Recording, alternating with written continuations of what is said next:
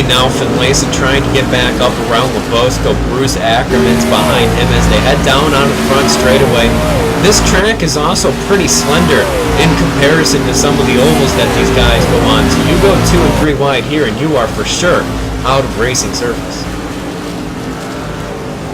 Yeah, definitely. You just have to hit your marks, and the racing line is pretty narrow as well compared to the track. And actually, I think Andy Glazik might have just went off here. Got Mark Murphy is slow coming down the hill here into the right-hand turn, and I believe Andy Glazik might be done for the night after something happened.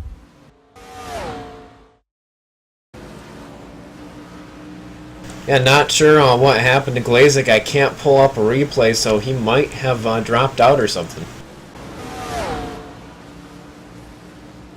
Oh, it looks like he gets loose and hits one of the walls under the Stratton sign, so that's not good for the 19 car, and it looks like that is terminal, and he will be done for the night, so off break for Andy Glazik here.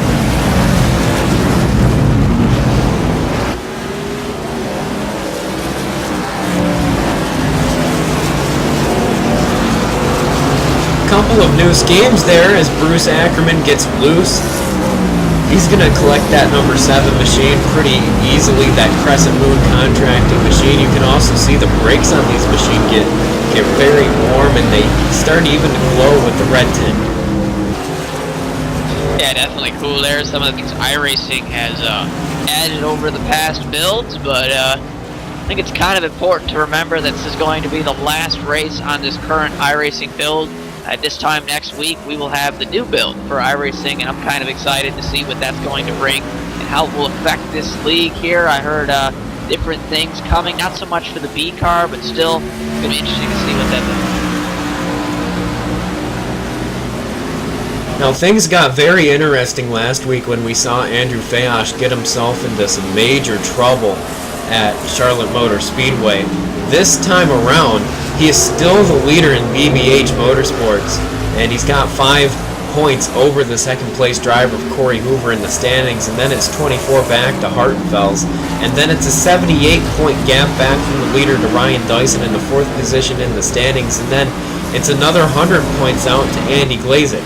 So the top 5 right there have 100 points differentiating each other from where they are in the points, and that's really a huge gap, Shane, for only 13 races into the season. Yeah, and the fact that Andy Glazik had trouble here tonight and most likely is going to finish in one of the last positions in tonight's event, not going to help him out at all. If you're Ryan Dyson, he had that early mistake, but I mean, he can get up there. He's back up into the top 10. We'll see where he finishes tonight. But yeah, Corey Hoover goes out there, leads all the laps, and leads the most laps and wins the race. He will be the new point leader, despite what Andrew Fayosh III ends up doing. So definitely would be interesting considering what Corey was through in the beginning of the season. Andrew Fayosh is trying to move back up into the top 5. He's been working on the back bumper, and quite literally there, Shane, of the number 9 of Trevor Roppolo, and he's actually got into his back end multiple times, and to the point where it's even dented the back of the number 9 Pro-Free Camaro. So as they continue to go around here, some drivers starting to get frustrated with the lack of passing zones possibly, and they might just overdrive a couple of corners trying to outbrake each other to the point where they even make a little bit of contact. As the top 5 looks like this, you've got Corey Hoover in front of Hartenfels, Bradley Burke still there in 3rd position. Joseph Tice is in 4th, and that's in the number 5 AMD machine. And then looking back, you've got Trevor Roppolo also right there in the top 5, followed by Andrew Fayosh, Colin Bowden, Mark Polo, Shane Terry, and Ryan Dyson's now up in the top 10. Yeah, Corey Hoover, Austin Hartenfels, 7 seconds. Guys on 3rd place. They are literally checking out and saying goodbye to the rest of the field here this early on in the race, just 4 laps complete, and they are setting quite a blistering pace and staying right next to each other.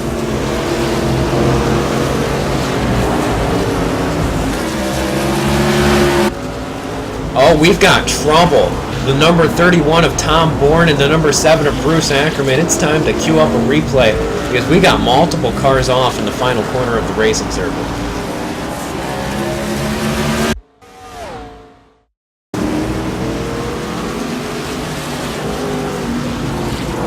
we're going to go way back before any of the contact started happening. You've got the number 31 of Tom Bourne really struggling with his race car, very loose through this section of the circuit. Rally Grant Davis is right there, right behind him. A little bit of contact is made. He comes back around, clips the number 7 of Ackerman, and then Rally Grant Davis tries to get it woed up and then goes off in the next corner. We'll take another look at that.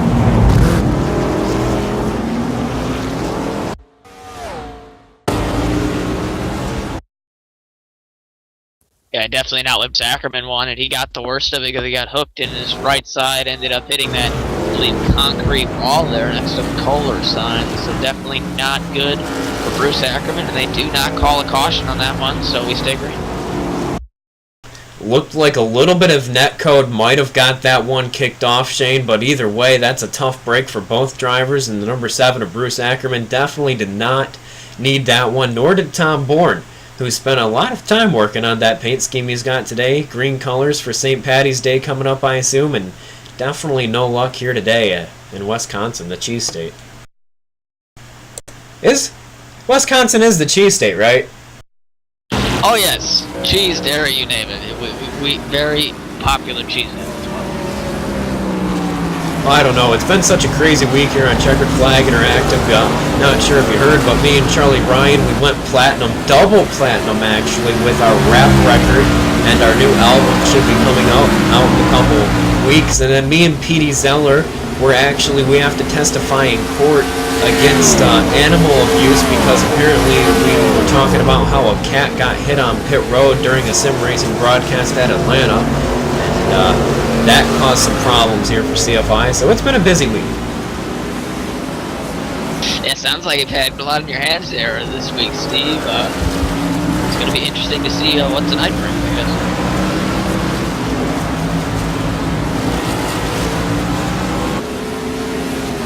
We're going to hop on board Andrew Fayosh here, still in 6th position, trying to get around Trevor Roppolo, but not having the luck, as Trevor's still right there in front of him as they blow the machine down to get it down to this left-hander.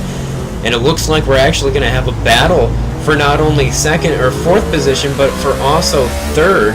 So we'll just have to see how this shakes out, because we've got about 4 cars that are going to be right up next to each other pretty quickly here, as there's actually a 10-second gap between these cars and then Corey Hoover and Austin Hartenfels. Now, I'm just going to shut up for a quick second, and I'm sure that's a surprise and that's a first for the fans at home, but take a listen to Andrew Fayosh's car and listen to all the tire spin.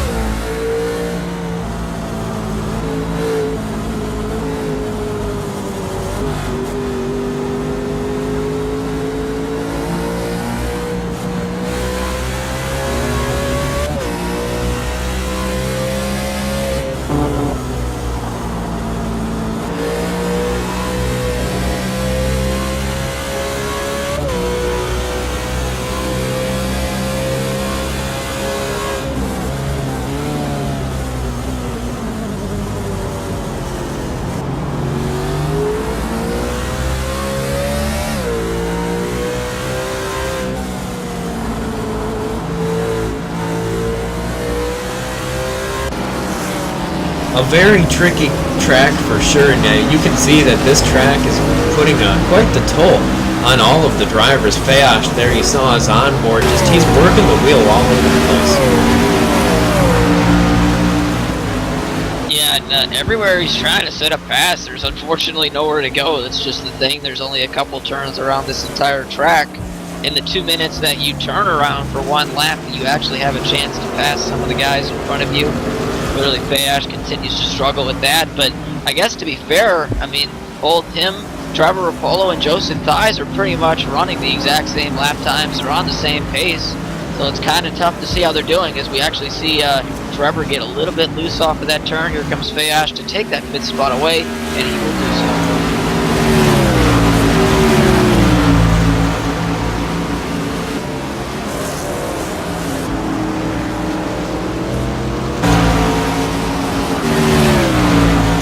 Elaine Krasinski and the 60 and Shane Tarrant are starting to battle on your screen for that 10th position, and it looks like that iRacing TV Ford Mustang's trying to stick it out and hold on to that position, but that number 38's been making some headway, as well as the number 48 coming up quickly behind him.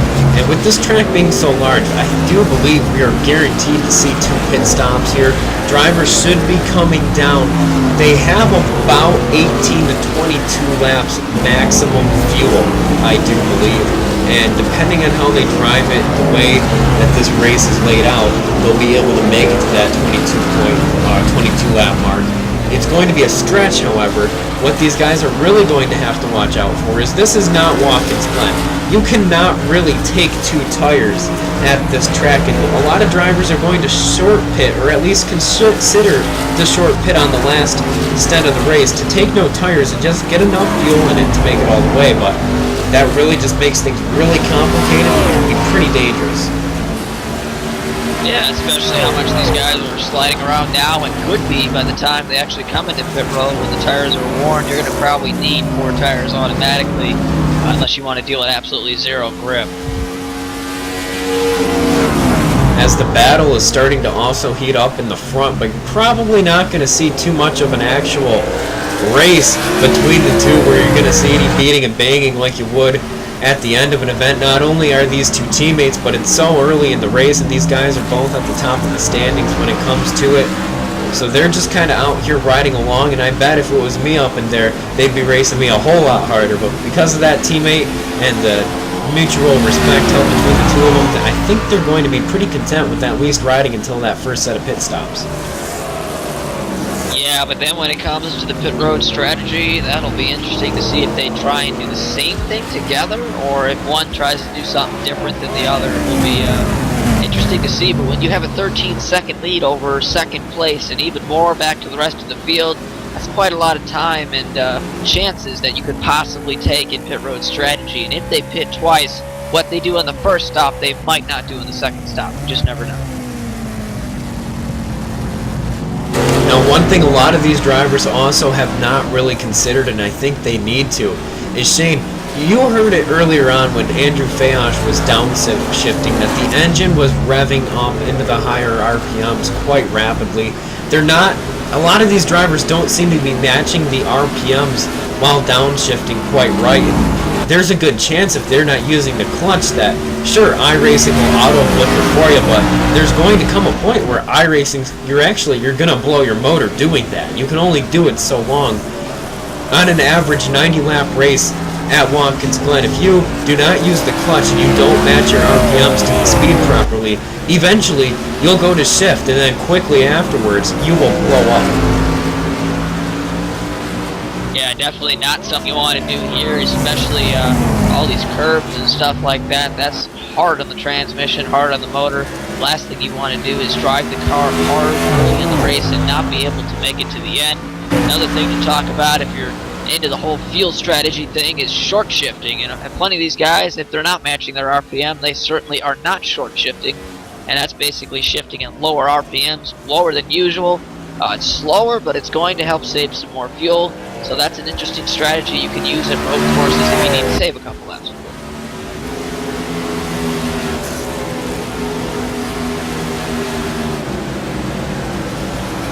As we head up into the crane camera, taking a looky, Lane Krasinski is still holding on to that top 10, but Shane Terrian's still there right behind him, and I don't believe it's going to go away, that looming battle that could shape up between these two as they head down in the first right-hander. Down the straightaway they go.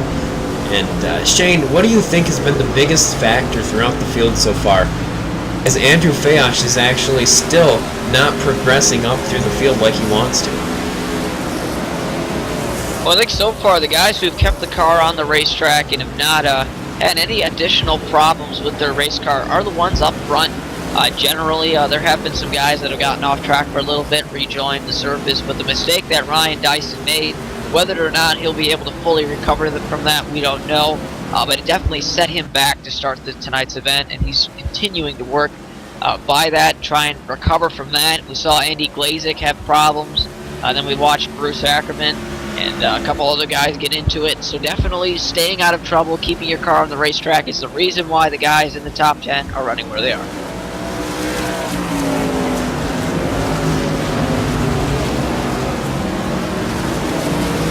As again we'll hop on board with Fayosh as he's trying to catch up to Joseph Tice right there on the front of your screen.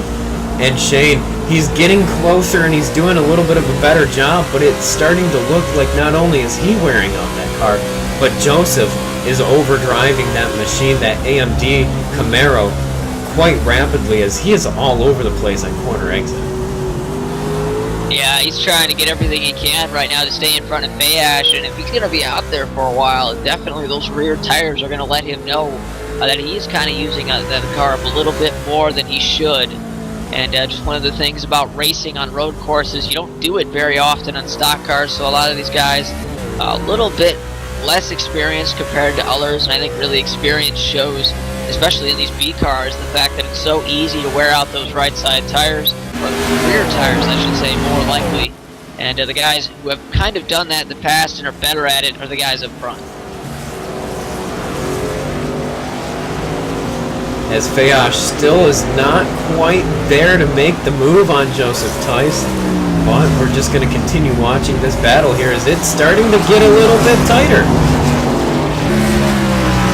Oh, Trevor Apollo's going to find himself around. He's in the grass. He'll get it back going, but a tough break there. He shouldn't lose any more positions, but definitely going to lose a lot of time.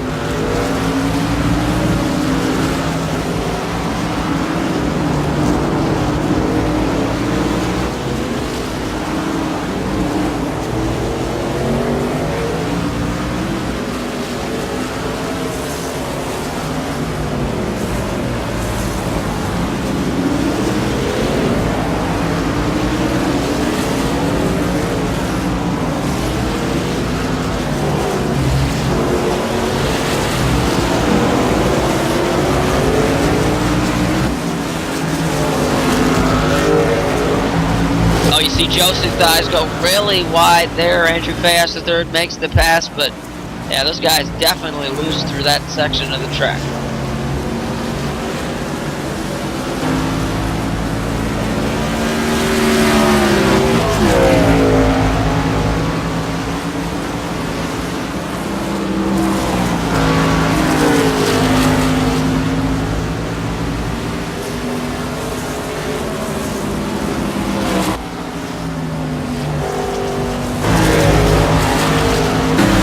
Shane Terrian and Wayne Krasinski still battling it out for that position, and for someone we have not talked about all day, Dalton Alexander, or actually, yeah, Dalton Alexander, where is he coming from? He's actually not shown on my current results, so it's weird. Yeah, I think that car's actually turning its first lap right now of the evening. It's on lap 1 here, so we're actually working lap 10, I believe, so he's being shown in the 22nd spot. 9 laps down, he'll have a chance to go by Cody Tabor and Andy Glazig. Currently, car's not on the racetrack, but besides that, Dalton Alexander off to a tough start.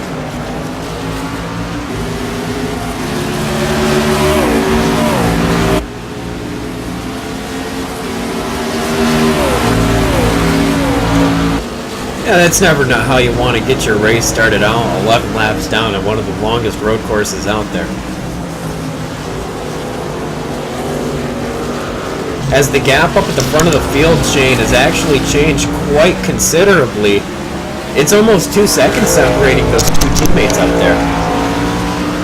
Yeah, I think Corey Hoover has the advantage at the moment here over Austin Hartenfels, and maybe doing a better job of just keeping the car underneath him for a longer period of time. And now that we've turned so many turns, they've turned 10 laps so far, working 11. So definitely, if you've taken care of your tires, you're going to have a good handling race car at this point in the race compared to others. And it looks like Corey Hoover has done a better job than Austin Hartenfels in saving those tires, and he's now getting the chance to kind of pull away here and earn some bigger leads.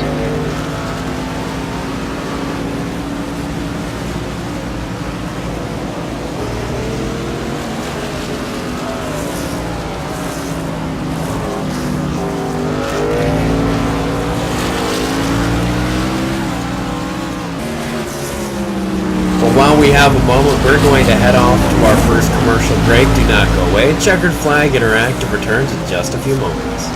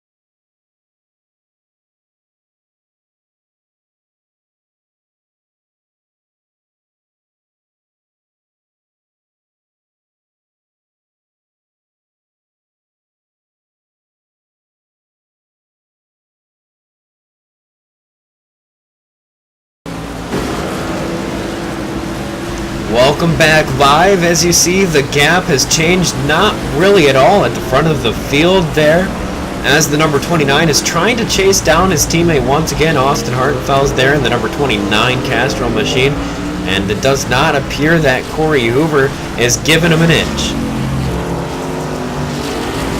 No, he's definitely not, and going to be interesting to see when these guys make their first pit stop. And according to what we've seen, at least 45 laps. If you can make it over the halfway distance, you definitely, that's interesting to see. I'm anxious to see if some of these guys might split it in half here for 45 laps, maybe just try and cut it in half, maybe get one stop. I don't think everyone's going to need 2 stops, so maybe just one pit stop for tonight.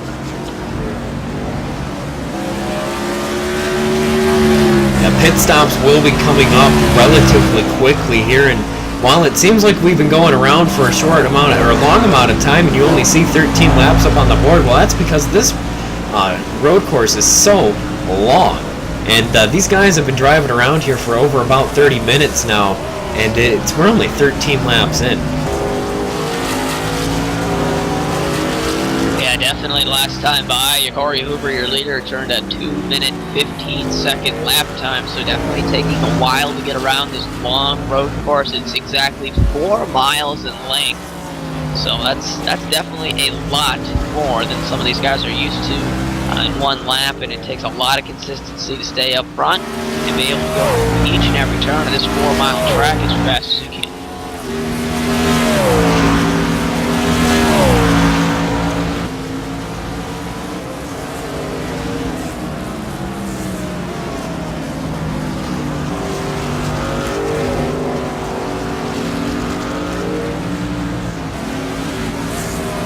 As the number 29 got a little bit loose there, caught the grass, and just a slight mistake can change, the entire integrity of the race with one driver. Yeah, definitely got the rear tires a little bit loose, and I guess with his experience, Austin Hartenfeld's using that to his advantage and just making sure that car stays on the racetrack. No harm, no foul, really. Giving it all he's got at this point, trying to stay with Corey Hoover. He would have ended up wrecking that car there and ending his night. Would have not been a good choice, but nonetheless, he's able to continue on and has a shot at a win here still.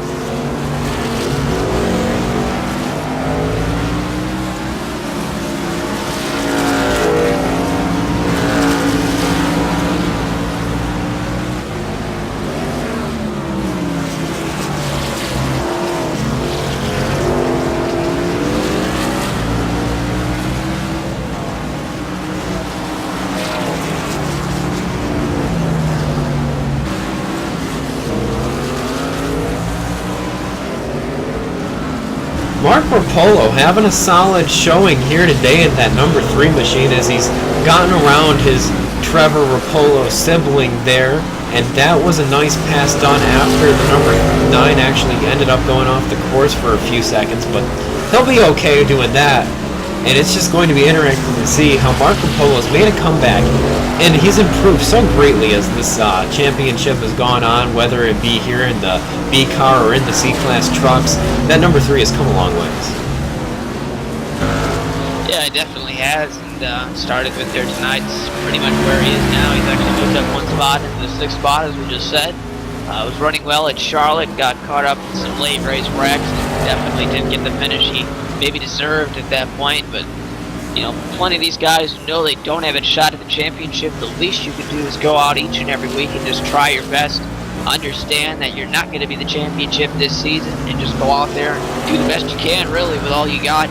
Not everyone out here is destined for that championship, but everyone definitely still has that ability to go out here, race every Thursday, have fun, and make forward progress.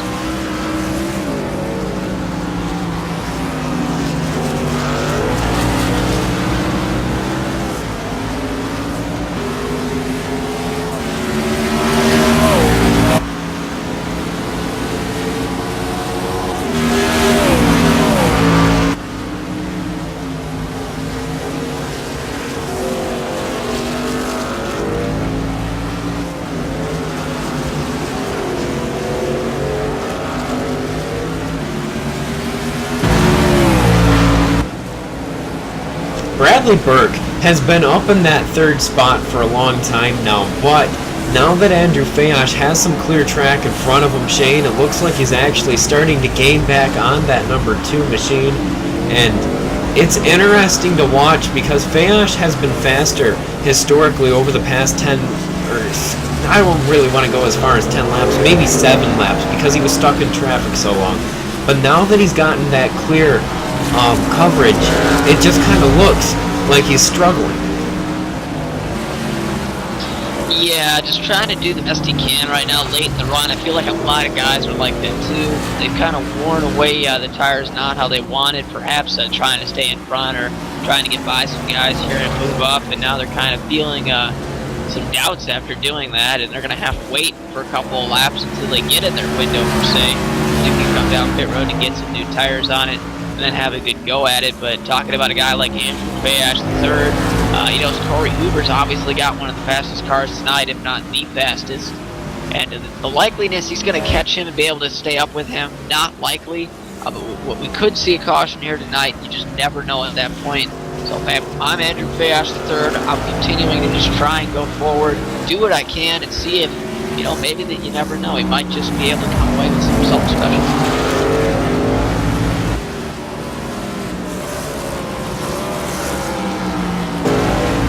As really the battling on the track has not been very prevalent. There's only 16 cars still running. Top 5 still Corey Hoover, Austin Hartenfels, Bradley Burke, Andrew Fayosh, and Joseph Tice.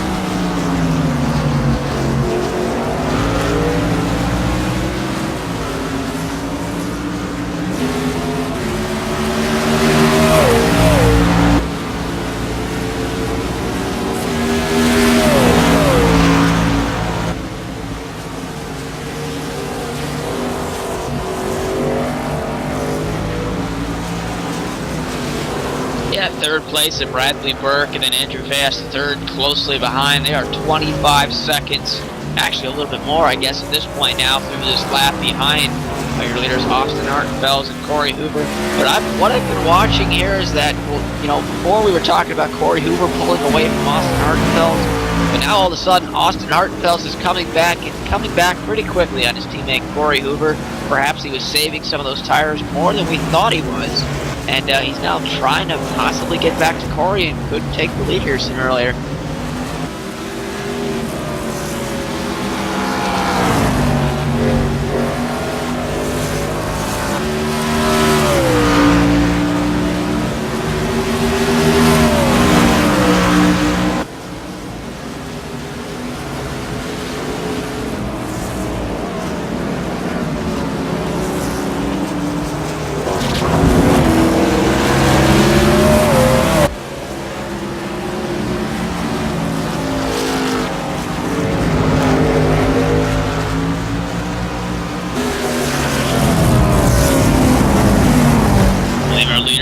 Up some lap traffic of Michael Finlayson, who pulls to the right there. We'll let both the leaders go as they come on to the front straightaway, go up the hill, and we'll get to the finish line here. And that is the 13th place car. So now only 12 cars are on the lead lap. Shane Terrian right now is running in 12th, but he's got quite a ways away before he will get lapped. So still a very fast pace here by Corey Hoover and Austin Hartenfels. They are by far the 2 fastest cars in the field.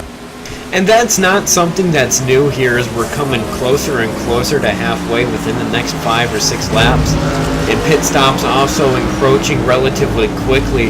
It's not been a first with this. And, Austin Hartenfels and Corey Hoover, ever since the beginning of the seasons, even in the Truck Series last year, these guys were fast all the time. Yeah, and they've always, just like they've been right together at the end of these races, even on the oval side of things, right next to each other. Really, you can pick either one of them to win the race. It could be a toss-up, but I don't know. It's just going to come down here. It's kind of hard to tell. We got 45 laps scheduled tonight. We're 16 through right now, working lap 17, and not even halfway. And so far, I really don't know who's going to win this race at this point. Always a threat of a caution, but if it ends up going green from here on out, it's probably going to be Corey Hoover or Austin Hartenfels. And right now, like I said, really don't know. It's a toss-up.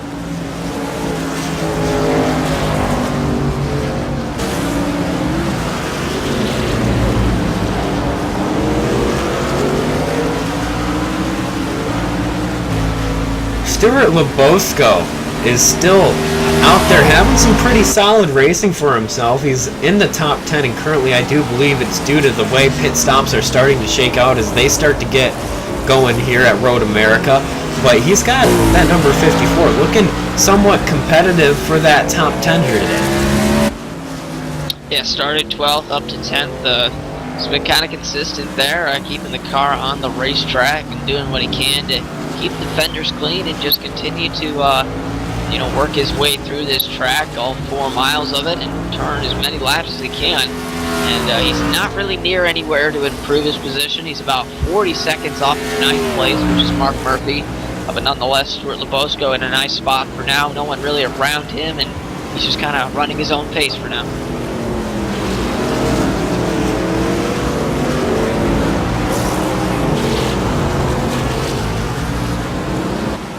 You saw Shane Terry in there had a little bit of an issue. Dalton Alexander's up to 19th, and there's 2 more cars that currently are not running that he might be able to pick up a couple more positions. Yeah, definitely some guys have pulled it off and called it a quits for tonight. Tom Bourne and Colin Bowden are 2 of them. They are 18th and 17th right now. I believe the last car running on the racetrack is Dalton Alexander because he started so far back. Michael Thompson is 16th right now. He's also running with 2 laps down. All the cars that we saw crash earlier are Bruce Ackerman, Michael Finlayson. There's actually some cars are on pit road here, but they are still running as green flag pit stops look like they're happening now as here comes most of the field.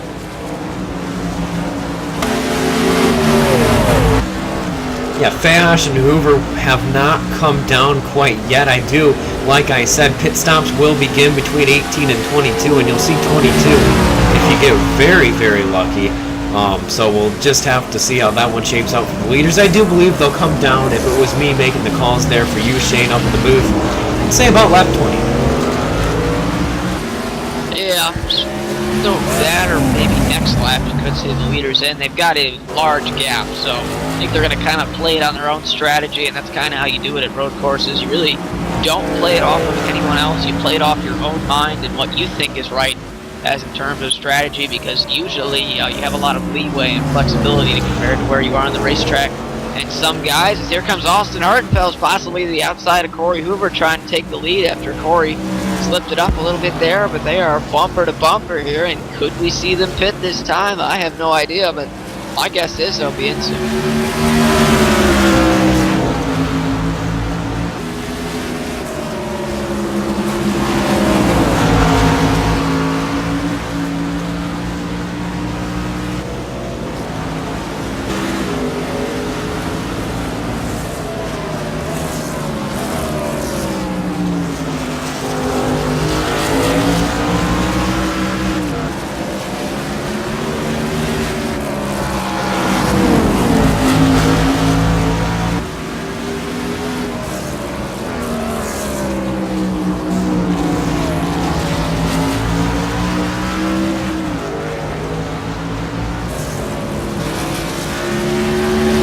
Dyson has made his way back up as it looks like his scheme has actually finally gotten itself renewed here. Trading Paints is, ever since that latest update, has been so finicky, and it's really unfortunate because Trading Paints was just getting to a point where you could almost always rely on it, and then for a little while there when they put the team updates out there, it was just not working, and it still hasn't quite gotten all those bugs out, but it looks like someone might be off track or something.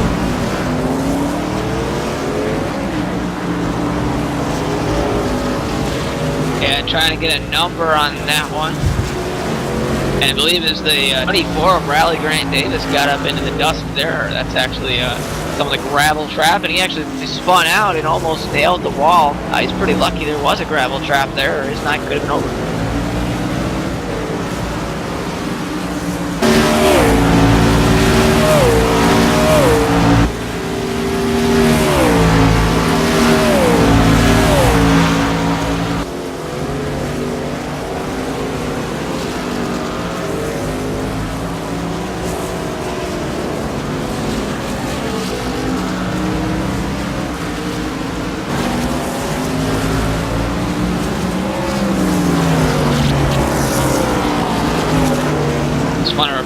third place car, at least currently shown in the timing and scoring this time. Andrew Bayash, the third, did come down pit road.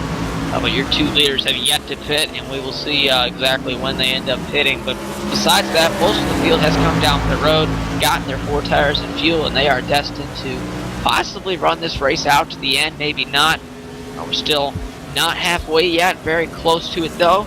Just have to see what some of these guys are thinking here toward the end of the race.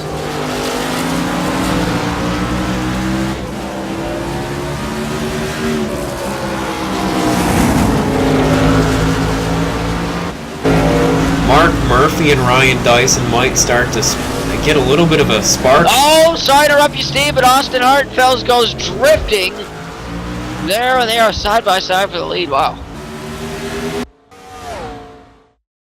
We'll get a replay up on that one. It looks like that was a very tense moment for the leaders there. That could have been ugly for the both of them. No damage on either car, so they are A-okay at the front of the field. Yeah, I think they're lucky their teammates there, because I think any other driver might have not checked up enough as much as Corey Hoover did, and Austin Hartenfels might have gone around, and who knows, might have hit something, and his night might have been over there. I just kind of dove it in there, aggressive move, and on those older tires, the car did not want to do at least what he wanted it to do in that instance, and they're going to stay okay here, but I'm going to watch that 29 for a little bit here. Those rear tires are probably heated up after that.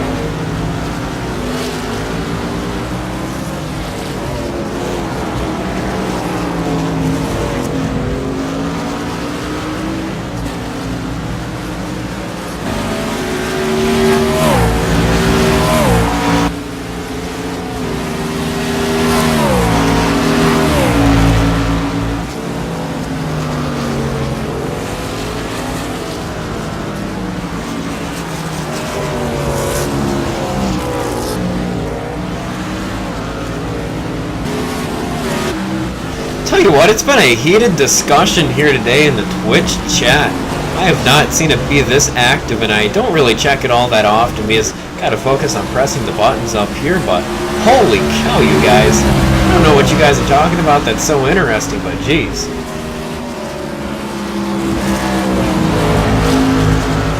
Yeah, definitely racing can be an interesting sport to talk about, I guess, to say the least. And yes, I will say sport, so if you want to spike more conversations about that, go ahead. But clearly it is a sport. Nonetheless, Corey Hoover continues to lead here. Austin Hartenfeld second, still right behind him. And they're still not yet to hit pit road. And then after that, you got to wait literally half a minute until the third place car, Bradley Burke, and then eventually Andrew Bayash in third as well. So interesting race here, and it's kind of spread out. You know.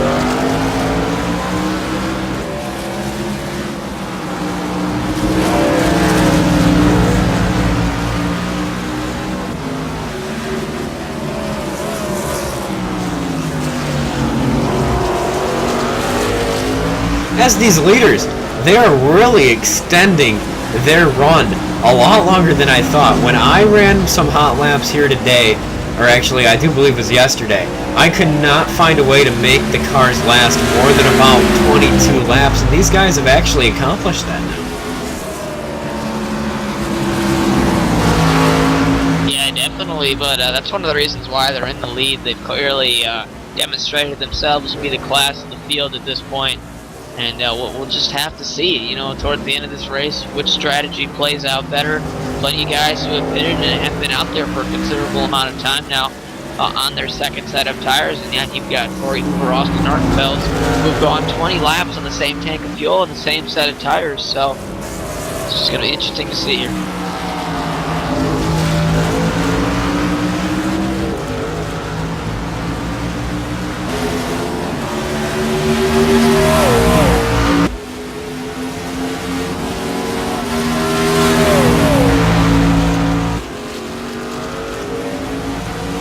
As they continue to stay out here, 24 laps remaining.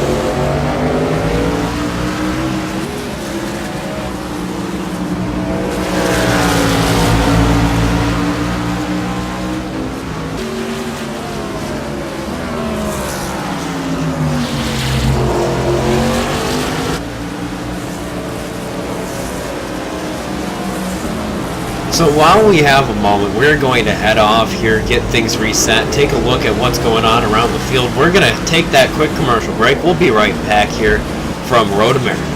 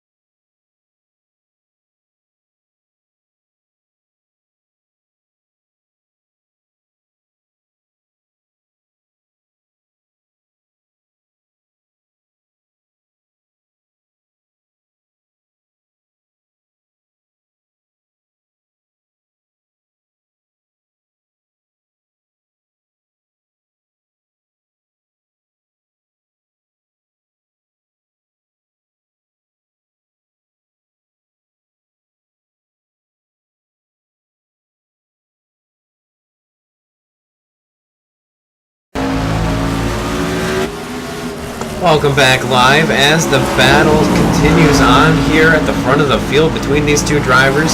They're still taking it pretty gingerly, but at the same time they're starting to get a little more aggressive, trying to get things turned up between the two of them.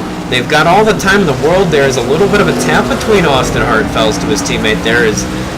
These guys, it's really not, I'm not going to lie, it's not all that fun to watch.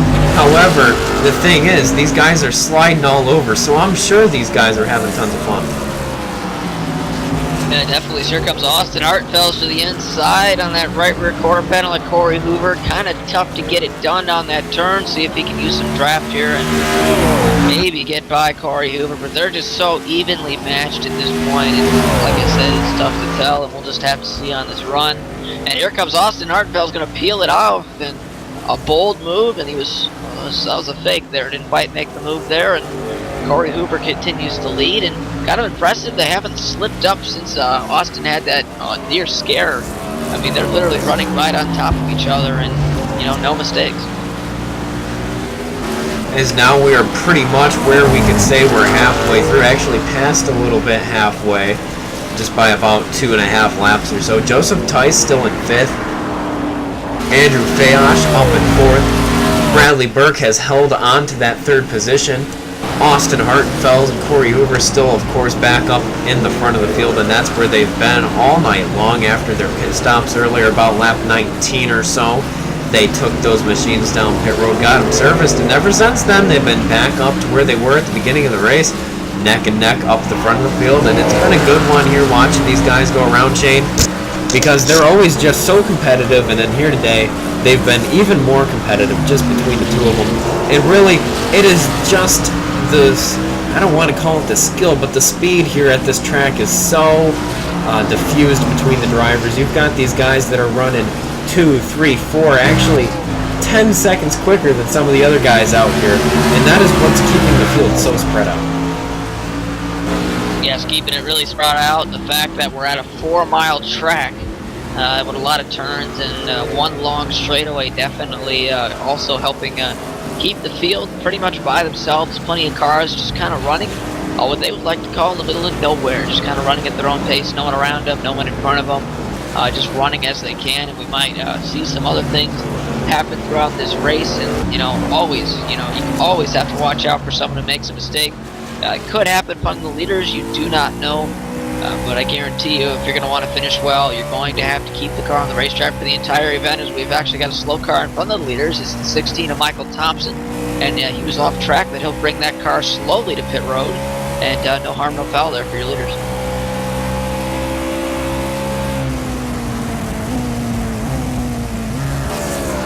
As you can see there, the iRacing backfire effect is very beautiful. A little bit overdone, I'd like to say, though, as we took a look at the 24designs.com Bradley Burke machine, followed by Andrew Fayosh. Dalton Alexander has finally gotten that number 1 machine back up to where he's actually in front of all of the cars that have actually already retired. Sitting in 17th, I'm not sure exactly what happened to him to get him so far behind, as he's trying to do a little bit of the, I'd like to call it the drift, the gymkhana. And funny story about gymkhana, and I guess it's not all that funny, I have a really dry sense of humor. If you didn't already know that, you probably tuned into the wrong place. But here's the thing. When it comes to gymkhana, some people don't always pronounce it right, Shane. I remember one day I joined some server on iRacing, and I was like, hey guys, what are you guys doing, a gymkhana server or something? Because they were doing donuts in the backstretch of Daytona. And I was like, well, yeah, this is a Jimmykhana session. I was like, a Jimmykhana? You like Jimmy Connor? I was like, what? And they got on, and they kept going on, and it was a bunch of old guys, about probably 60 years old, probably haven't seen any of the real actual gymkhana. They probably just saw some videos online. I was like, oh, hey, I'm going to do this on iRacing. And they had no clue what gymkhana really was, nor did they know how to pronounce it.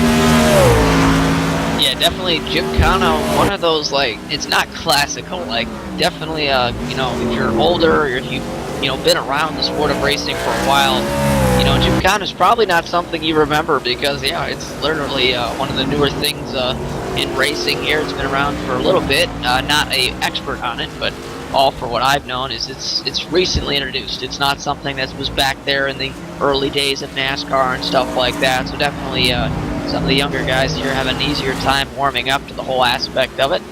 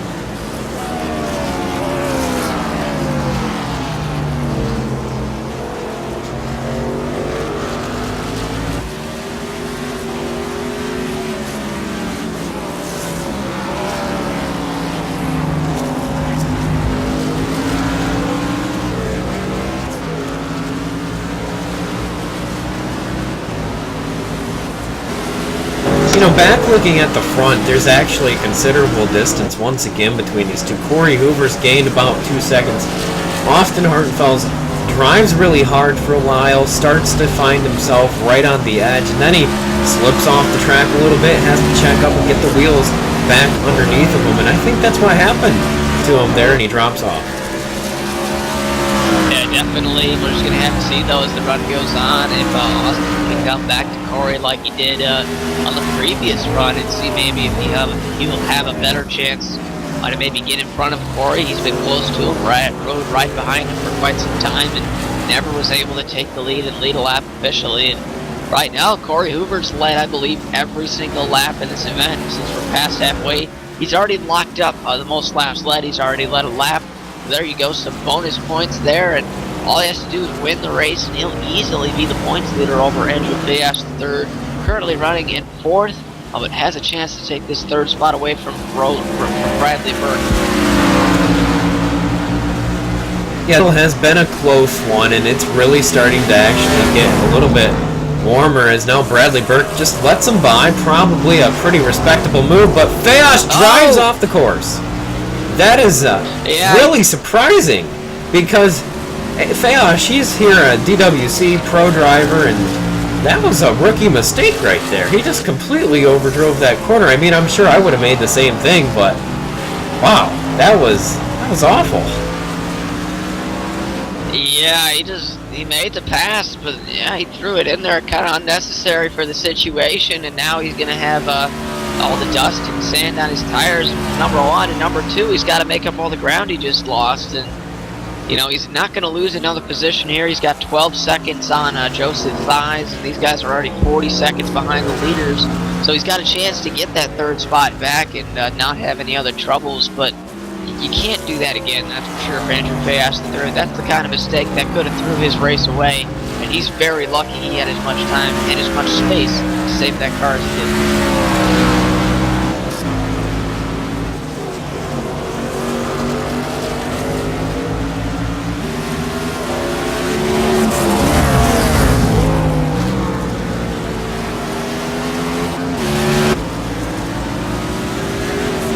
The Garoppolos are actually up to get back into battling. It looks like Trevor's gained back up on Mark, and we'll have to see. Yeah, Trevor's kind of faded early on, at least in the race, and he's kind of found himself outside the top five, running 7th right now, but as you just said, Steve, he's got that 6th spot of his brother Mark Rapolo in front of him, and they are literally right next to each other on the racetrack here, and plenty of time to see which one's going to win the battle in this one here tonight. Got about 17 laps or so left in this event, possibly even 18 for some of these guys who are over a minute and a half off of your leader, Lane Brzezinski, in the 10th spot right now is the final car on the lead lap, and even he is within half a minute here of getting lapped. So just blistering pace continues for your leaders here, and plenty of guys found their way already over a minute off the leaders. And Fayosh is trying to catch back up to Bradley Burke in that number 2, but there is a considerable gap that still needs to be closed, and after making that mistake, his confidence might be a little bit bruised and beaten there. And I'm sure mine would do, and I hit the wall pretty hard, and then I'd probably just retire it and cry for a little while there. So as Shane Terrian's actually retired from the race, tough break for him. He found the ball. Yeah, definitely not what he wanted there, and he's going to end up finishing outside the top 15 because I believe Bruce Ackerman and Dalton Alexander are still running on the racetrack, so he will probably drop 2 more spots to his finishing spot at 17th for the night on Shane Terrian. Definitely not what he wanted here today.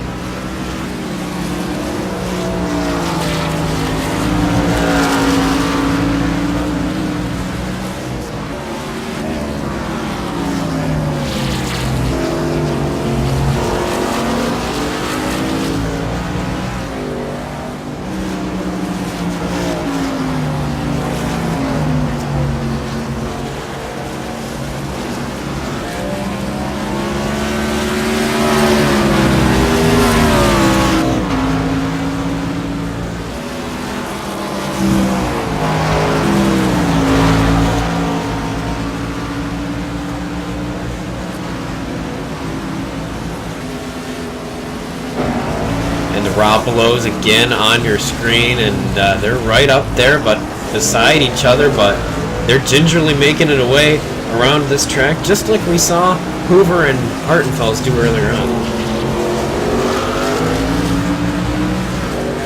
Yeah, knowing that they really don't have a lot of opportunity to catch up the guys in front of them, and understand that the field is pretty spread out, and the chances of running down several of the guys in front of you really just aren't possible at this point, at least without a caution that we haven't seen and probably won't see for the rest of this race. We're just going to have to see.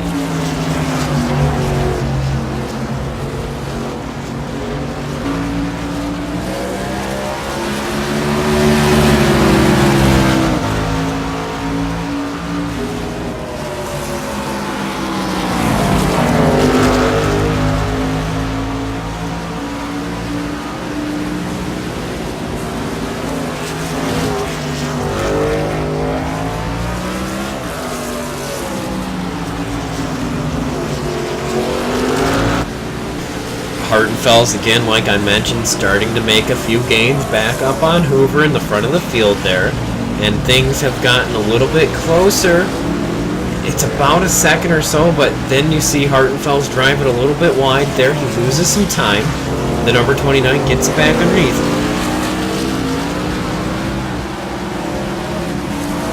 Yeah, he's still coming hard, though. He's coming for Corey, and he understands that he's starting to be a little bit faster than him right now, and he was farther back than that a couple laps ago, I can remember, and he's just turning the better lap times right now. The fastest car on the racetrack is Austin Hartenfels, and once again, saw it on the first run. Here we go again in the second run. He's making up the ground he lost, and possibly might have enough when he gets there to take the lead.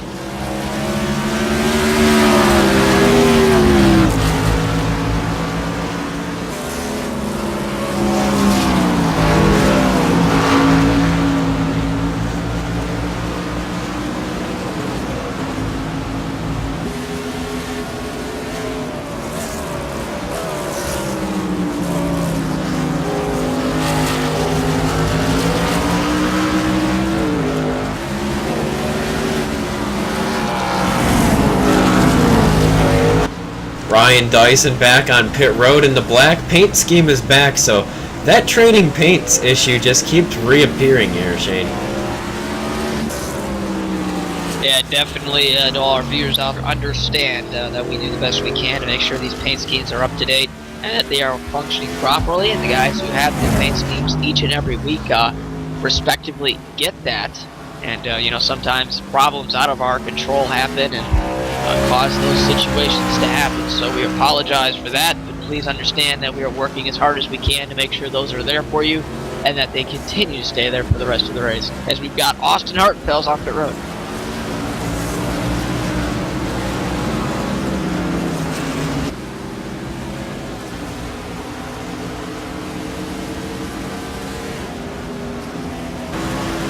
Hoover's going to continue to go out on the racing track, and he's probably going to bring it in. This will be the last pit stop.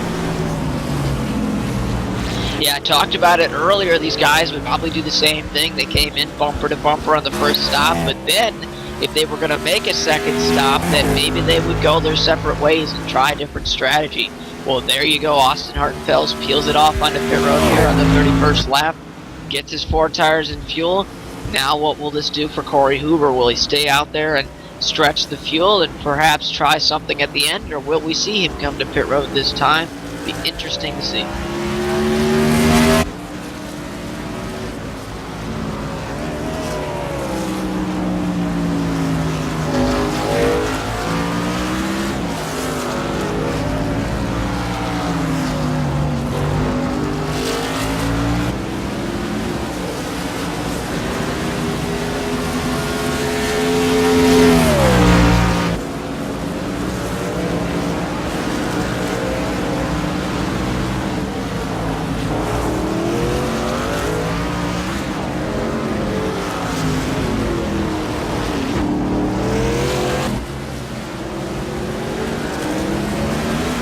Andrew Fayosh was going to be our in-race reporter here today, and I don't know entirely the logic behind that one. I was afraid to pull him in to the channel here or something, because he's probably a little bit busy with his hands full out there, so maybe we'll get to talk to him after the race here in TeamSpeak.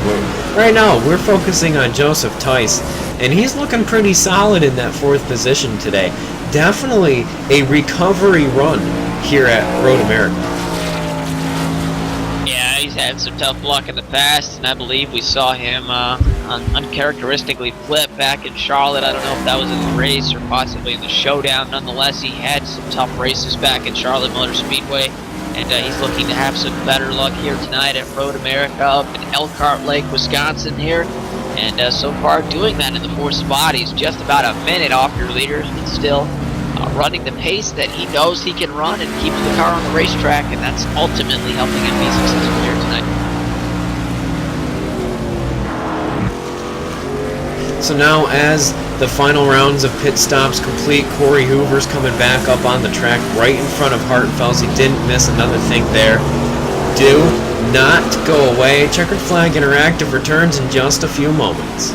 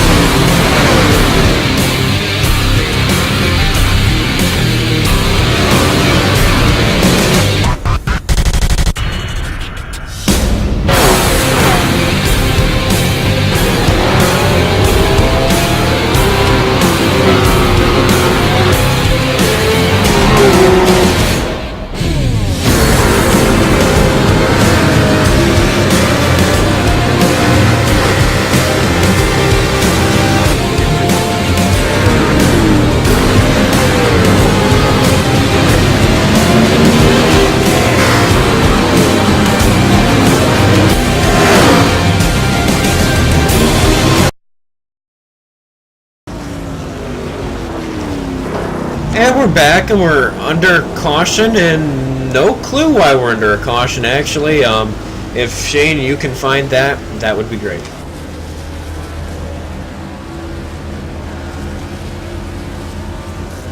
Yeah, the way iRacing has their servers set up and the admin controls at road courses, it's kind of a complicated process to throw a manual caution when you see trouble on the racetrack, and the admins actually have to use a live race car where actually someone has to show up in a different car and be the pace car for tonight's event, and we're not going to see that in live action. And looks like on the 32nd lap here, Mark Murphy makes some contact with the car in front of him, and that would be Michael Finlayson, and Mark goes around in the infield there, hits the guardrail, backs the car up, but I guess the admin, seeing a dangerous situation, go ahead and throw that caution, and now the field's going to try and regroup themselves back together here around these cars. I'll see if I can't track down what that happened here.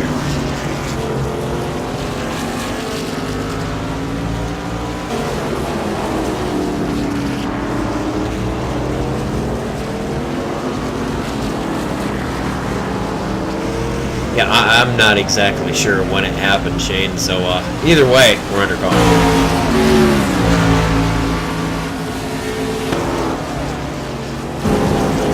An interesting caution nonetheless. I've actually, I saw a little bit of it out of the corner of my eye while we were under commercial, and it looked like everyone was off the course, so either way, we're under caution here, and that Pontiac Solstice is pacing the field. Yeah, definitely there, because it is a live car, no lights, so the admins will be giving the commands, and they already have given the command that we get the one to go when we get around here to the start-finish line, and pit road will be open this time, so we're going to have to see if anybody elects to come down pit road. There are 10 cars on the lead lap.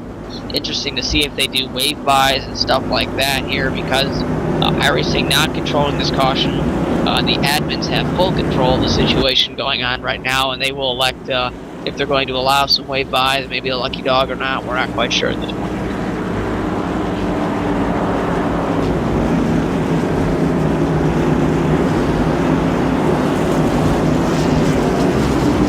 Doesn't look like many of those front runners will head down pit road. No really reason to, so as we get ready for the one to go here, we're going to have 11 laps left in this race. Yeah, we'll just have to see here at this point exactly how that turns out to be. As there is the one to go that time by the flagman, these guys will double up, get ready to go, and I think the ultimate decision will be, is there anybody out there in the top 10 or in the top 8 at this, or out of the 8 cars in the top 10 at this point, do they have anything for Corey Hoover and Austin Hartenfels? They pulled away early. Clearly no one was able to clear or to catch up and stay next to them, so we're just going to have to see if anyone's got some for them. I've caught up with our in-race reporter, Andrew Fayash, the third. Knees are hurting, oh man, let me tell you what. Maybe you need some arthritis surgery there, old man.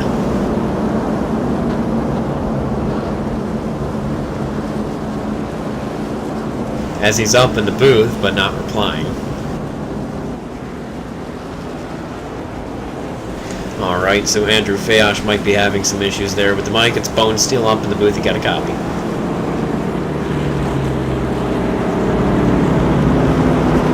Alright, doesn't look like he'll be giving us a response. As he's responding there, yeah, well, he's going to respond by text, and I guess I'll do my best Fayash impression. Yeah, how you doing there, Andrew?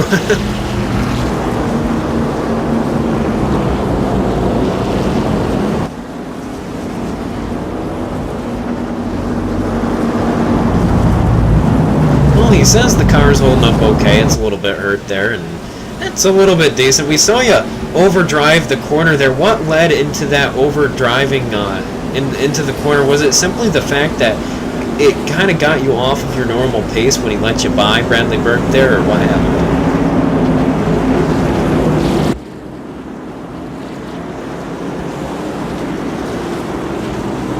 Yep, pretty much what I expected. Bradley was letting him go. He didn't expect it. He tried to keep a straight line to the braking zone, and it just kind of overshot that little bit of the braking point, just a little bit that he had to adjust to go off to the left is what caused him to go off there. So, after our first texture review of the season, it's time to get back down to the racing because we're about to go green. Yeah, I guess because of the admins controlling the start, they're pacing the field at like 75, 80 miles an hour right now. That is faster than you would normally see, I guarantee that. So these guys actually going a pretty good pace around this track here. We're not too far away from the green flag, as you said, Steve, but it's approaching in a hurry here as these guys pacing around here pretty fast. Well, the pace car, if there were lights, they'd be off, and they're certainly off now.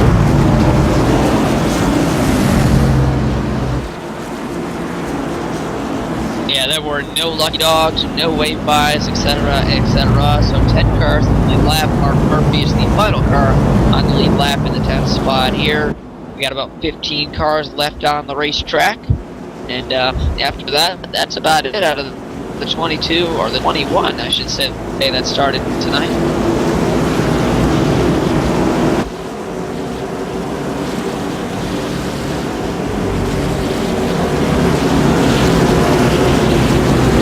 To the final portions of the course, the pace car will be getting off to head down pit road. The so-called Brett Bodine is going to get up out of the way. There he goes, and now we're getting back to racing here as the green flag is rhetorically back up in the air, back to racing. Yeah, here we go. Corey Hoover on the inside. Austin Hartenfeld makes a daring move. He's swerving left, swerving right. We'll see how this first turn goes. A lot of guys on older tires haven't done this in a while in a group, at least since the first lap, but nonetheless, everyone gets through clear there, and looks like it's a dogfight for the lead here into this next turn.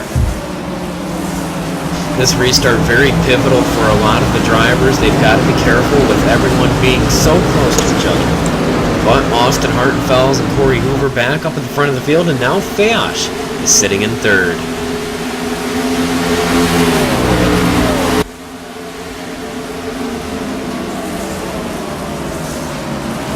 Some of the beautiful cameras set up around Road America. A lot of hard work goes into the broadcasting, and coming soon we've still got the documentary behind each and every iRacing broadcast that we produce here. It's a ton of work, and really, if you are interested in getting into sim broadcasting, unless you have absolutely no life, don't do it.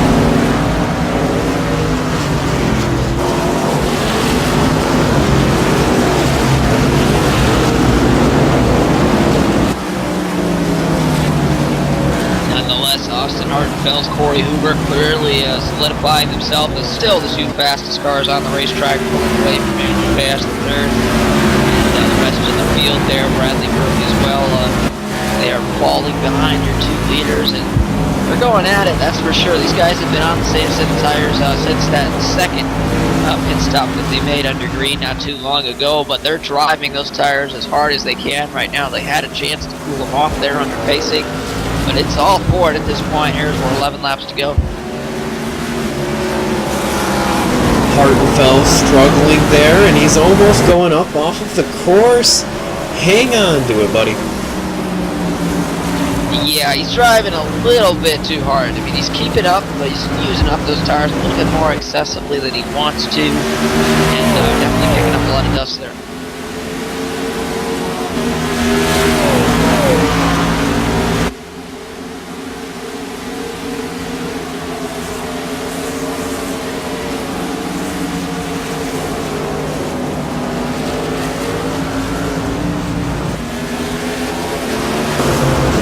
As the battling throughout the pack is a little bit closer, they're still at the same time spread out, and even though they're relatively close, it's just they're separated.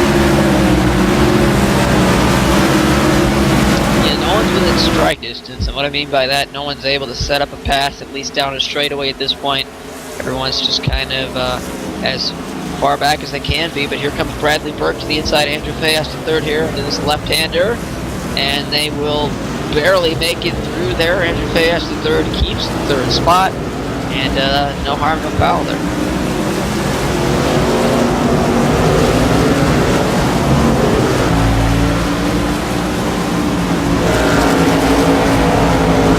Fayash and Burt might start to battle it out for a little while there, but no.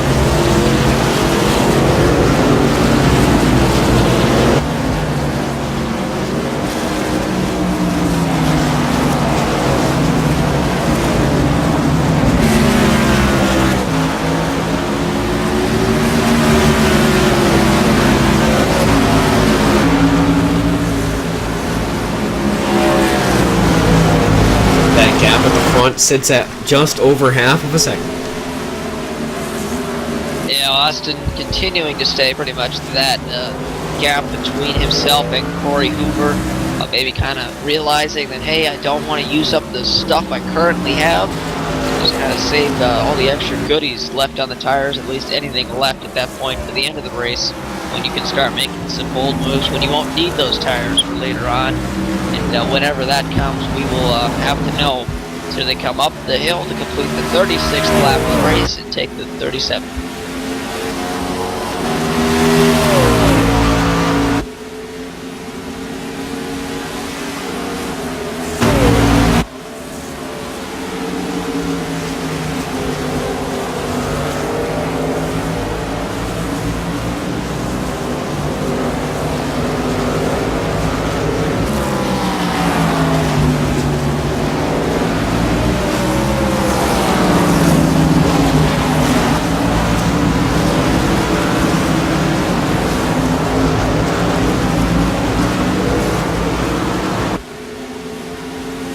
As a little bit of a four-car group there, Bradley Burke in the 24 Designs Camaro trying to chase down Andrew Fayash after making a solid recovery after finding himself in a tough situation earlier, as well as Trevor Roppolo in that number 9 Control Freak machine.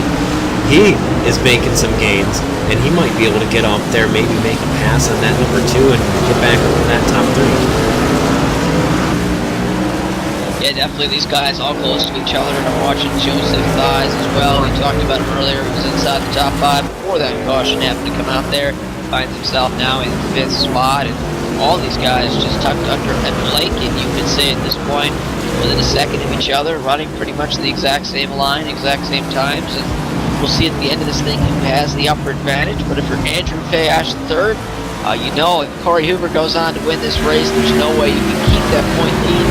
The least he can do is stay in front of this pack, finish third, and just do the best he can, finish off the night and head on into next week. And just see here, because we are in the second half of the season, but that points race is going to be something we talk about from here on out easily every race. You know, what could happen is if these guys race it as hard as they are, they could just end up finding themselves making contact here with 9 laps remaining. It's really no holds barred, and they really have to race it out as tough as they can. They've got 6 seconds on the rest of the field, but if they get into each other, they're going to find themselves in major trouble.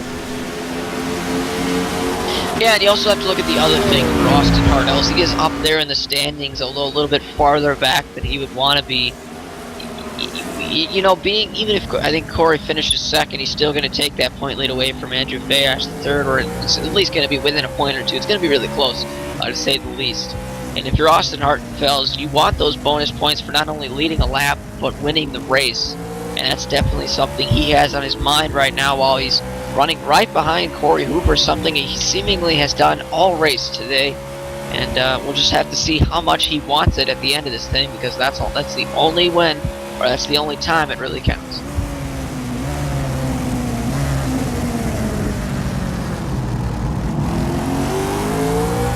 As we hop on the front bumper there, you see Corey Hoover, that Hump Brothers Pizza number 33, right in the horizon as we've got 8 laps to go, which is a ton of racing. That is 32 miles still. Yeah, that's still over a marathon, I guess, so definitely a long ways to go here.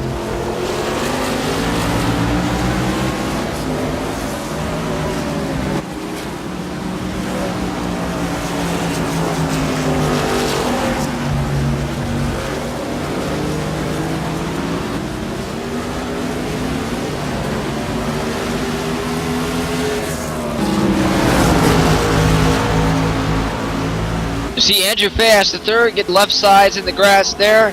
Bradley Burke goes by. Trevor Rapolo takes a look, but not able to make the pass there. Yeah, those 4 cars just toss them under a blanket. I mean, if you throw a stone, the ripple's going to go out and hit all of them right there.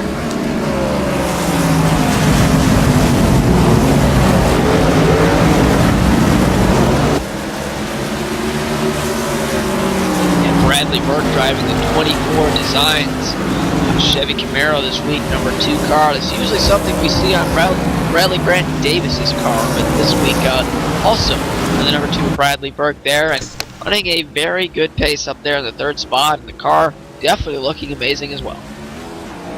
As it looks like the number 24 of Bradley Grant Davis, you mentioned him, and he goes around there. Tough luck for him.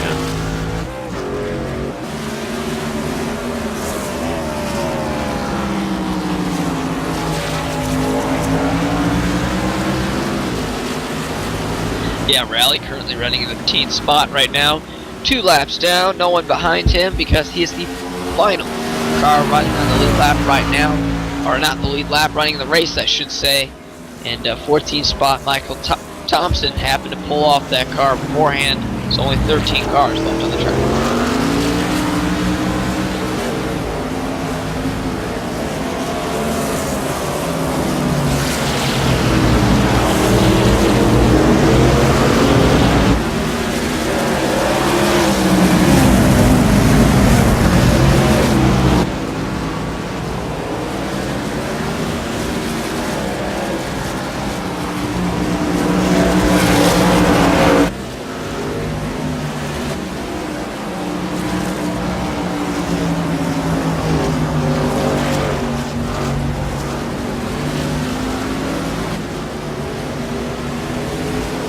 As those 2 at the front of the field are still right up next to each other, Shane. It's just a race of attrition for the 2 of them. Who makes a mistake and who doesn't? I just don't know what to say about it. Road course racing is always a tough one to cover.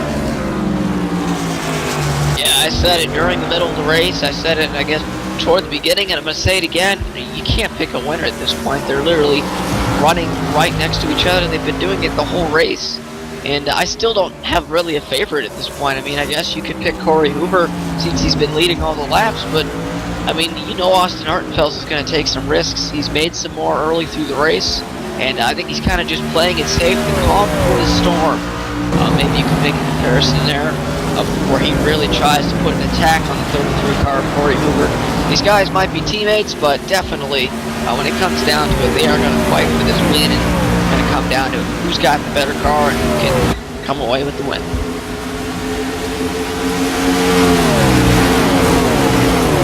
Bradley Burke has gotten a little bit further away from Fayash and Rapolo there in that control freak machine, and oh man, with only 6 laps remaining, it's just all up in the air.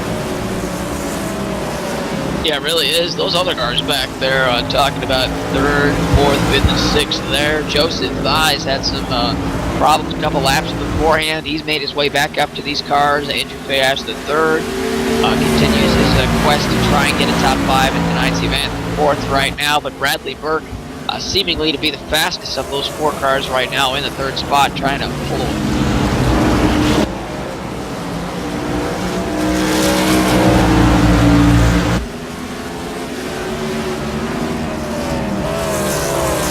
As you can see, that number 33 machine, he's found himself off the grass quite often, and he's got a lot of grass and debris on the front end there, and that's a nice addition iRacing put in about a year ago, and that was always cool, I thought, when they added it in. Yeah, all the sudden effects that they've put into the sim so far, and like I talked about it really early in the broadcast, we got builds coming up here on iRacing next week. We will be on a new build from iRacing, their seasonal build, so we'll just have to see exactly what is in that build, how it affects this league and the races we see on Thursday night. Always exciting when you see that. It's kind of hard to believe that this sim continues to get better and better, but yes sir, every day people work to make this the most realistic racing simulator in the world. And by golly, they've done that for sure, and they continue to do it each and every day.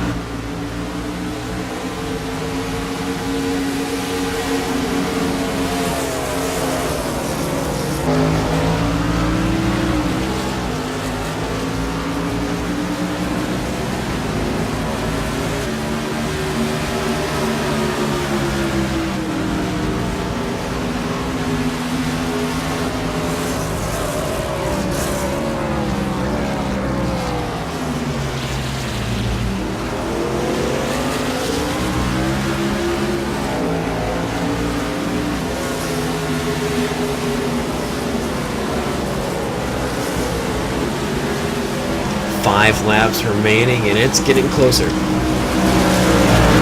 Yeah, it definitely is. Now the two have separated themselves by almost 15 seconds on the rest of the field here. It pretty much comes down to this: Corey Hoover versus Austin Hartenfels. The two teammates from RCA Racing and the Chevy Camaros there. Can they pull this off here, have a clean finish? But the biggest question is who's going to take that win here? And so far, Corey Hoover's led every lap, but Austin Hartenfeld's right there lurking. Does he have something left in the tank? Possibly challenge the win. He's really going to have to pull a hat trick out, make some pressure on that number 3 Hunt Brothers Pizza machine, because with still a lot of racing left in the field. I mean, I do believe 16 miles, just actually over 16 miles, because we've still got technically half of the lap here left.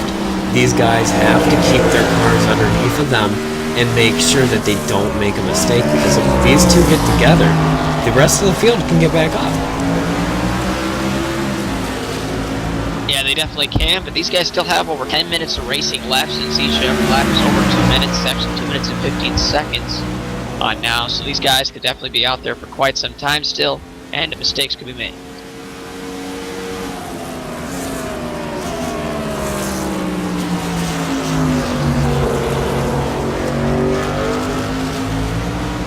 As Hoover continues to really hang that rear end out, and that is probably what's been keeping him on the slower side of Hoover here today. He just pushes it just to that edge and just cannot keep it underneath him all the way.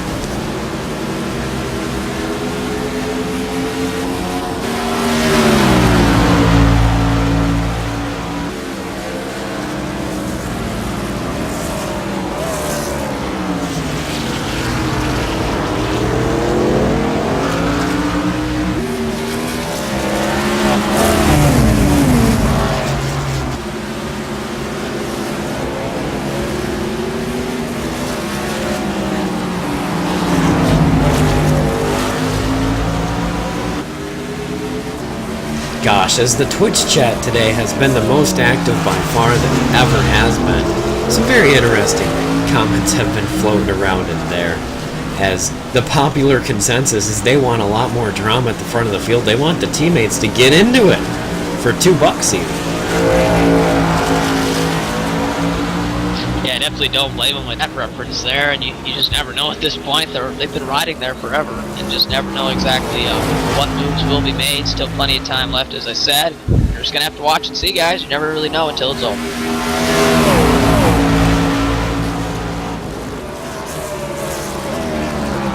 Glancing back to that battle between those 4 cars, and it's really gotten much further apart, but this thing is still Bradley Burke's got Austin Hartenfels, or excuse me, Andrew Fayosh there in the number 77 machine, still breathing down his neck, so he can't breathe. He's still got 4 laps to go, actually 3.5 if you want to count it pretty exact.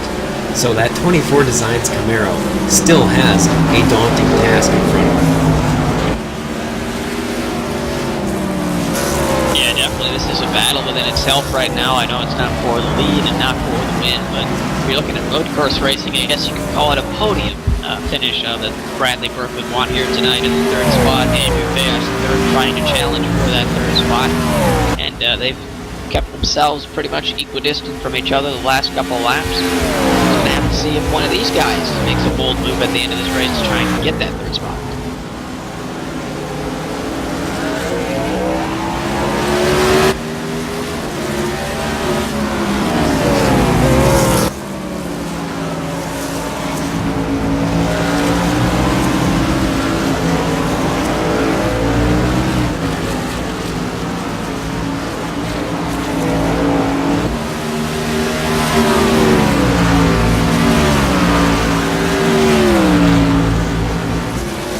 Hartenfels got a little bit loose again and loses another half of a second.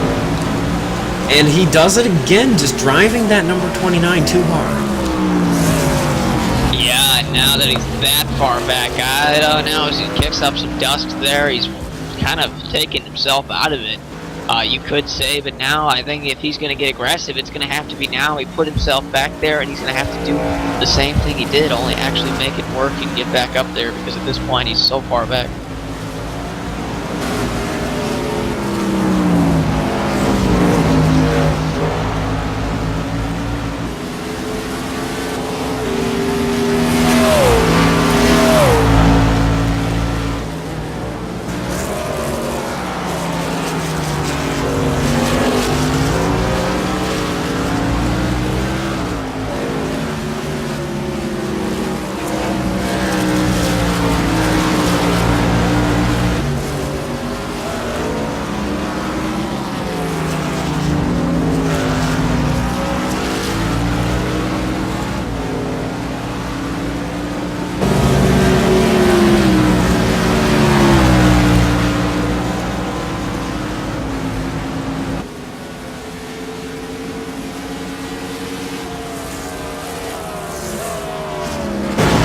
again, just got to look back.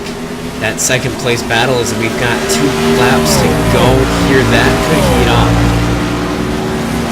But then I look back up towards the front and Corey Hoover's cruising to a road of tranquility, I'd like to say, as his teammate Austin Hartenfels finally, I'd like to say, overdrove his car and has fallen off about two full seconds now. Yeah, but inside of 2 laps to go here, like 1 2/3 of a lap left, or laps left, or something like that, if you want to be really technical at that point there. And Corey Hoover just continuing to show the consistency he showed all day long, and he brought it when he needed it so far. And like you said, Steve, probably well on his way to this win here. If he can just continue the pace he's at right now, make no mistakes, and just continue what he's been doing all day.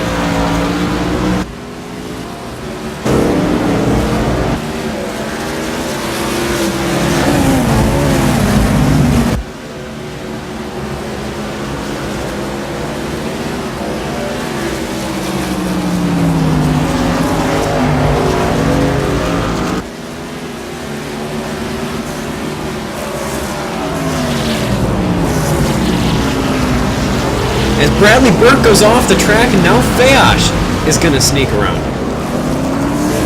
That's a tough thing for Bradley Burke, and he made a mistake at the wrong time. He's got a chance to make it up here. Here he comes back strong, trying his best, but you just can't do it at this point in the race. We're inside 2 laps to go. Your mistakes, you should have made those earlier. He makes that one there, and that could cost him that podium finish he was looking forward to. Just have to see here. He's got over a lap left still. So this might not be over for that 2 car. We'll just have to see.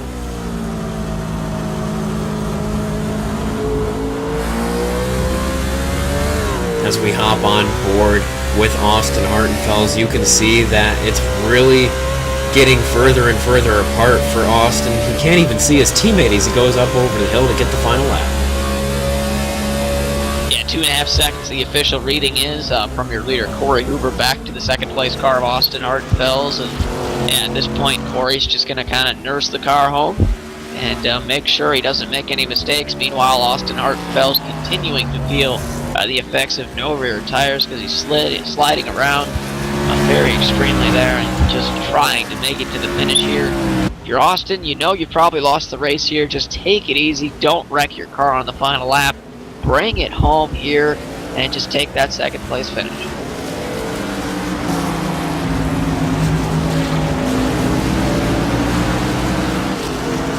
Yeah, Fayash is still sitting there in third, but looking at Austin Hartenfels is just struggling right there. And yes, for a fact, that was the number 29 we were riding with, I guarantee you. But Corey Hoover is sitting there all up where he wants to be, and if you want to see the comparison between the 2 in-car cams, I can do that, but I promise you, once again, it was Austin Hartenfels. As Corey winds through the technical part of the circuit, going down to the final parts, he's got victory in hand, basically, as long as he keeps that car going on the track and doesn't find himself in any more trouble. And he's ran the perfect race here today, that number 33, as Corey Hoover's done an impressive job. And it's been incredible to watch him be so perfect. And because this road course, it is so tough. All of the drivers that have retired, they're not back markers in the field. They're good drivers out here that know what they're doing, and they just struggled here because of the scale of this track. It's just so tough. Yeah, but at the same time, he exposed a weakness that we haven't seen Andrew Fayash III, the ability to not lead a lap in tonight's event for Andrew Fayash III. If he finishes third, it's not going to be bad, but he's probably going to lose the point lead to this man. Up the straightaway, here comes Corey Hoover. Nowhere around him, he wins here tonight in Road America. Hartenfels will cross the line in second, and then here comes Fayash in front of Bradley Burke and Trevor Roppolo. That battle does not look like it's going to go anywhere, so that's how that one will finish up.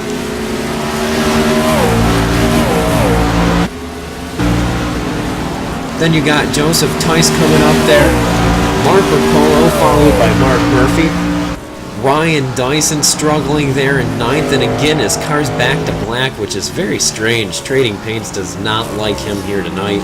He's going to finish inside the top 10, as well as Elaine Krasinski, who is rounding out the top 10. He started 11th here today, and at one point he worked his way up to 7th, but either way, solid finish for him. Then you've got Finlayson going around in 11th spot. He's in the number 32 machine. Lebowsko, he will finish in 12th. Rally Grant Davis on pit road is in 13th, and we'll get the rest of the results up on your screen.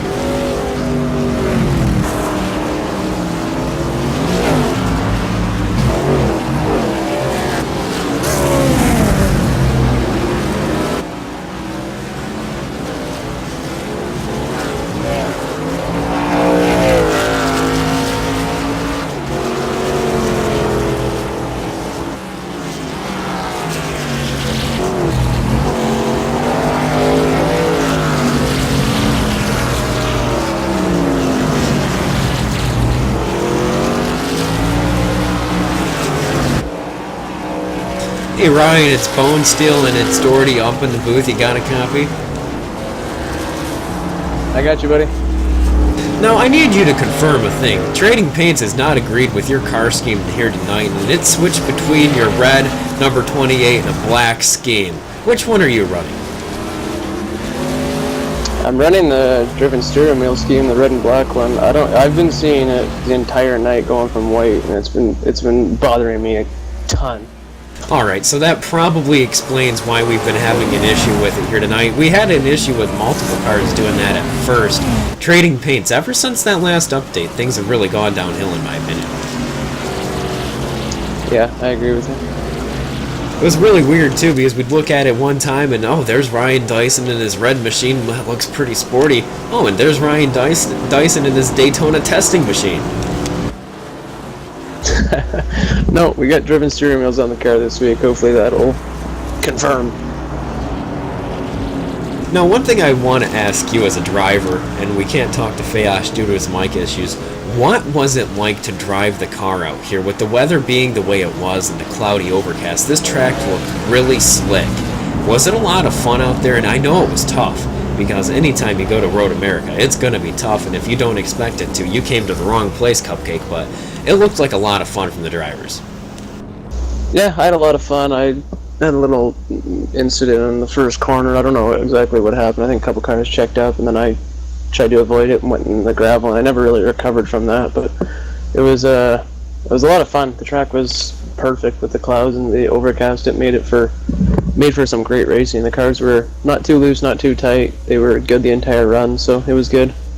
The caution punched the cars back up, and it was a lot of fun. I don't know, but the car went off. Lap car got into someone. I don't know what happened, but it was right in front of me, kind of scared me, and then the caution came out and bunched us up, and yeah, it was fun. Now, what's the plan for RCA Racing over the next few weeks? Pretty competitive tracks. Do you think you've got something to maybe get yourself and the rest of RCA Racing continuing into this momentum that you guys have had over the past few weeks? I know Corey is not looking forward to Kentucky. He has been joking a lot about filing a provisional for that race because he hates it so much. Usually when he says that, he wins, so I don't know, who knows. But I don't know. I can't seem to figure these cars out. Put a lot of effort into the Super Late Model program personally, and I do well in that series. And I don't know. I'll keep working with these cars, and I'll see. But all four RCA guys have been doing well. Honestly, I'd like to see some new faces in victory lane. Personally, I think that'd be good to see. But RCA is definitely strong, and we're definitely looking forward to the next couple races. Well, except for Corey, not Kentucky. Yeah, Corey's just probably hoping it never comes. I don't think he matters what happens. Now he's on top of the world. He just won a race. Yeah, he's probably pretty happy there. He might need to work on his road course burnouts, though. I think he tapped the wall. I hope he doesn't have to pay for that one. No, I'm billing him. Oh, man.